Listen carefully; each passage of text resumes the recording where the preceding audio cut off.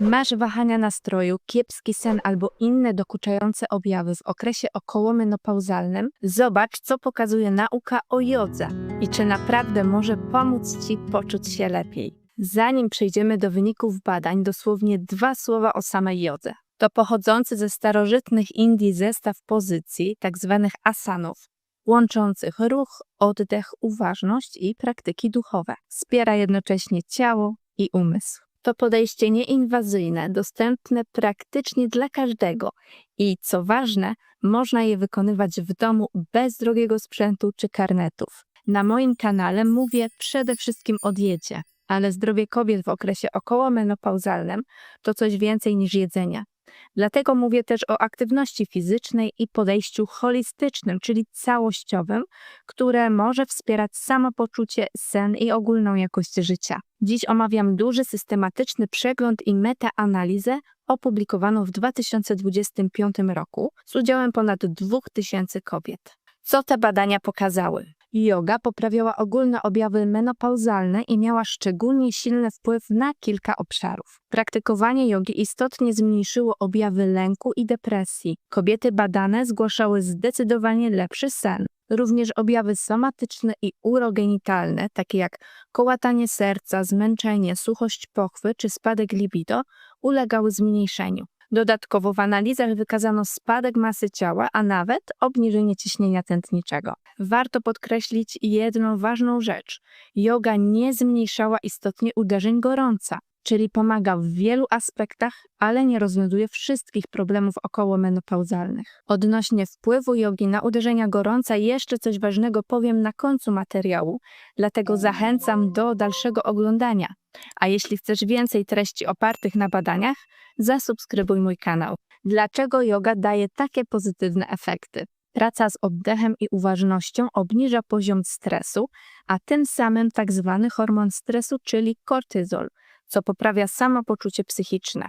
Elementy relaksacyjne i aktywność fizyczna wspierają lepszą regulację układu nerwowego, co pomaga wyciszyć się, zasypiać i spać spokojniej. Regularny, łagodny ruch pozytywnie wpływa na metabolizm, ciśnienie krwi i dotlenienie, co tłumaczy obserwowany spadek masy ciała i wartości ciśnieniowych w niektórych badaniach. Joga pomaga regulować też neuroprzekaźniki odpowiedzialne za nastrój, co zmniejsza objawy depresyjne i napięcie emocjonalne.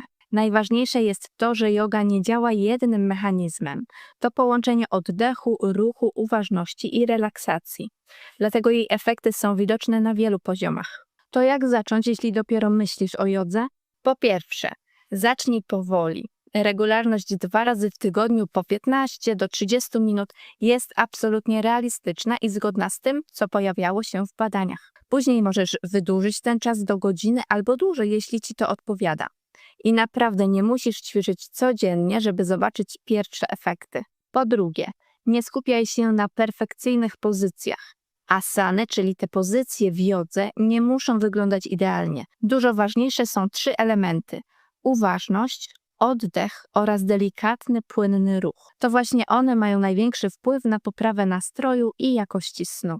Po trzecie, jeśli masz problemy zdrowotne, skonsultuj się ze specjalistą. Fizjoterapeuta, lekarz albo instruktor jogi pomoże Ci dobrać odpowiedni poziom i modyfikacje.